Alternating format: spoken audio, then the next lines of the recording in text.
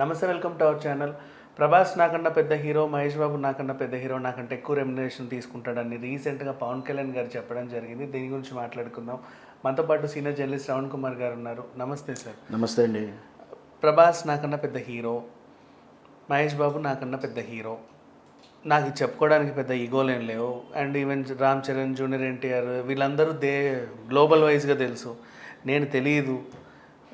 అంటే ఇది down to earth ఒక పెద్ద హీరో ఈ మాటలు మాట్లాడడం డౌన్ టు ఎర్త్ తనం అనుకోవచ్చా?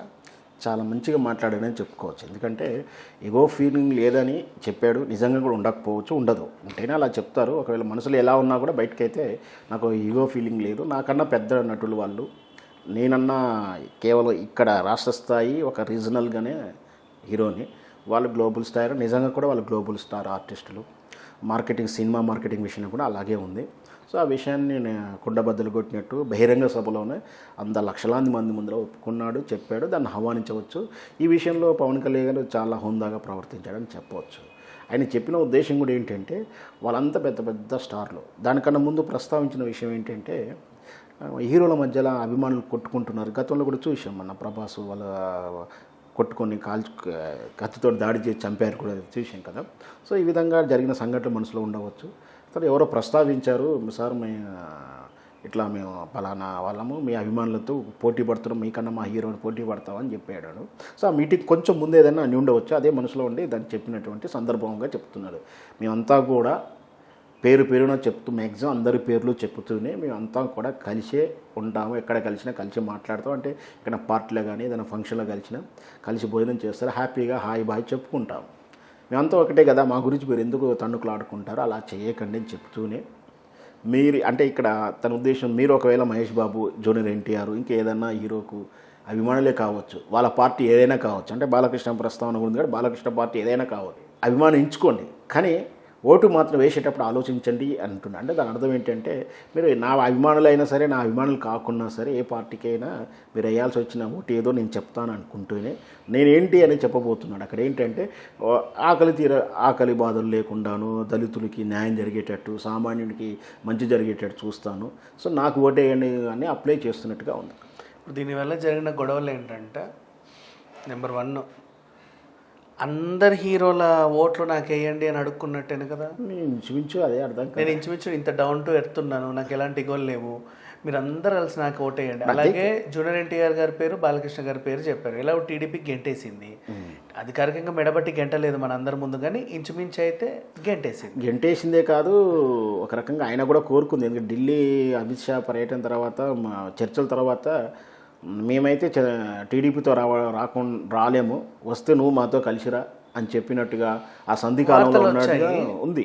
అది ఓకే, టీడీపీకి ఎంటేసింది. సో టీడీపీలో మొన్నటి వరకు తిరిగిన పాపానికైనా ఆ ఇద్దరు హీరోల పేర్లు చెప్పి కొంచెం పల్లిగిలిస్తే వాళ్ళ అభిమానులు వీళ్ళ అభిమానులు నాకు ఒకరో ఓటేరా అని అనుకోవచ్చు. ఇప్పుడు ఫస్ట్ స్టెప్ అలాగే చేశాడు. మీరు ఆయన అభిమానించుకోండి, తప్పులేదు, ఓటు మాత్రం ఎవరికి వేయాలో దాన్ని అభిమానానికి తాకట్టు పెట్టకండి అని చెప్తున్నాడు. రెండోది, రెమ్యునరేషన్ గురించి మాట్లాడుకుంటే ఈ సభను వదిలేద్దాం. ఇంతకుముందు ఆయన నేను 2 కోట్లు తీసుకుంటాను రోజుకి అని చెప్పాడు. ఇప్పుడు ఇక్కడ ఏం చెప్పాడు అంటే, ప్రభాస్, మహేష్ బాబు నాకన్నా ఎక్కువ రెమ్యునరేషన్లు తీసుకుంటారు అన్నాడు.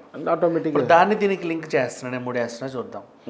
అండ్ నెక్స్ట్ ఎన్టీఆర్, అల్లు అర్జున్ నాకంటే తక్కువ రెమ్యునరేషన్లు తీసుకుంటారు అని చెప్పినట్ట.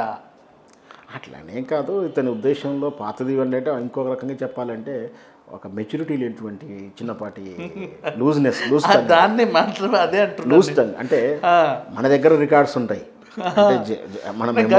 ఇప్పుడు దీనికి ఆయన ఏమన్నాడు, వీళ్ళిద్దరు నాకంటే రెమ్యునరేషన్లు ఎక్కువ తీసుకుంటారు, ప్యానింగ్ వరల్డ్ స్టార్లు వాళ్ళిద్దరు. సో ఇప్పుడు రోజుకు 2 కోట్ల కంటే ఎక్కువ వీళ్ళిద్దరు తీసుకుంటారు, రోజుకు 2 కోట్ల కంటే తక్కువ వీళ్ళందరూ తీసుకుంటారు అని చెప్పాడు.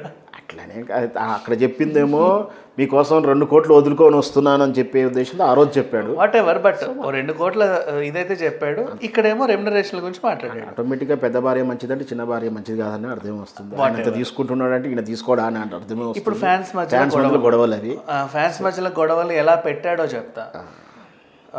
చెప్పను బ్రదర్ అక్కడ 10 ఏళ్ల క్రితమే, ఇక్కడ అల్లు అర్జున్ గారు వీళ్ళందరూ చూడరా సంస్కారం అంటే ఇది, నేర్చుకొని చావు నువ్వు ఇది అదని చెప్పేసి ఆయన్ని రక్కేస్తున్నారు మీద పడి. ఎంతవరకు కరెక్ట్ ఇది? సంస్కారం లేదు, విపస్కారం లేదు సార్. అది ఏమైనా గెలుపుకు సూత్రము. ఆ రోజు అది ఉంది, అహంకారం కానీ ఆ పట్టుదల. ఆ రోజు అది అహంకారం కాదు సార్, అది కూడా మీద పడి రక్కేసి ఒక రకంగా ఇబ్బంది పెడితేనే చెప్పండి బ్రదర్ అన్నాడు. అట్లాగే ఈరోజు ఖచ్చితంగా తాను గెలవాలంటే ఏం జరగాలంటే తన అల్లు అర్జున్ గారు అల్లు అర్జున్ గారు పవన్ కళ్యాణ్ మొదటి రోజు నుంచి కూడా కుల రాజకీయాలు చేయని చెప్పాడు. కులం పేరు మీద ఓట్లాడాడు అన్నాడు. మనం ఆయన పార్టీ అనౌన్స్మెంట్ కానీ ఆ తర్వాత సభలు వింటే ఆయన మేనిఫెస్టో చూసినా కూడా కులం మీద ఓట్లాడుకుని ఈరోజు బరాబరు బాజాప్తుగా ఆయన ఏమడుగుతున్నాడు, కాపులు ఎటువైపు ఉంటారో డిసైడ్ చేసుకోండి, కాపులకు శరం లేదా, ఓటు సిగ్గు విడిచి అడుగుతున్నాడు. అంటే ఆయన ఆలోచన ధోరణిలో మార్పు వచ్చింది. ఆయన ఒకరోజు ఒక దాన్ని సమ్మతిస్తాడు, ఒక దాన్ని వ్యతిరేకిస్తాడు. ఒకరోజు తెలుగుదేశం అంటాడు, ఒకరోజు ప్యాకేజ్ కావాలంటాడు, ఒకసారి ప్యాకేజ్ రాదంటాడు. దానికి వీళ్ళంతా విమర్శించేది ఆయనకు వచ్చిన ప్యాకేజీ ప్రకారం ఈయన మాట్లాడతాడు. రాజకీయాల్లోకి వస్తే సిగ్గు ఎగ్గులు గాలికి వదిలేసి బ్రతకాలి అని ఇప్పుడు ఈయన ద్వారా మళ్ళీ రుజువైపోయింది. దాంతోపాటు ముందు మాట్లాడింది, వెనక మాట్లాడింది, రేపు మాట్లాడింది లింకు పెట్టకూడదు అని చెప్తున్నాడు. మనం పెట్టుకుంటే మన తప్పు అవుతుంది. సరే, ఇప్పుడు నేను రాజకీయాన్ని సినిమాని ఒకటి చేయను, ఆయన చెప్పిన మాటే. ఇప్పుడు నిన్న చిరంజీవి గారికి మనవరాలు పుట్టింది, రామ్ చరణ్కి కూతురు పుట్టింది. రోజా గారు విష్ చేశారు. కోర్స్ ప్రత్యర్థి అయినప్పటికీ రాజకీయంగా ఆవిడ చాలా అద్భుతంగా విష్ చేశారు. అందరికీ దీవెనలు ఇచ్చారు. మీ ఇంటి మహాలక్ష్మి అనింది, బ్లెస్సింగ్స్ ఇచ్చింది అండ్ దీవెనలు ఇచ్చింది, అన్ని రకాలుగా చేసింది. వీళ్ళు ఏమంటారంటే నీకు సిగ్గు లేదు, నీకు అది లేదు, నీకు ఇది లేదని చెప్పి ఆమె తిడుతున్నారు. ఇప్పుడు రాజకీయ ప్రకారంగా సినిమాకి రాజకీయాన్ని లింక్ పెట్టొద్దు అని ఆమె సాటి నటుడికి ఇలా చేసినందుకు చిన్నప్పుడు ఆయన ఎత్తుకున్నానని చెప్పి పోస్ట్ పెట్టింది. మరి ఇప్పుడు ఆయన చెప్పిన తర్వాత వీళ్ళు ఏం నేర్చుకున్నారు అనాలి దీని విషయంలో? పవన్ కళ్యాణ్ అభిమానుల వాళ్ళ క్రమశిక్షణ రహితమైనటువంటి అభిమానులు కదా, వాళ్ళు విచక్షణ కోల్పోయారు. దాంట్లో ఒక 20% పీపుల్స్ మాత్రమే వివేకం ఉన్నవాళ్ళు, మిగతా 80% బ్లైండ్గా రక్కిపోవడాలు, చెంపడాలు, దాడులు చేయడాలు.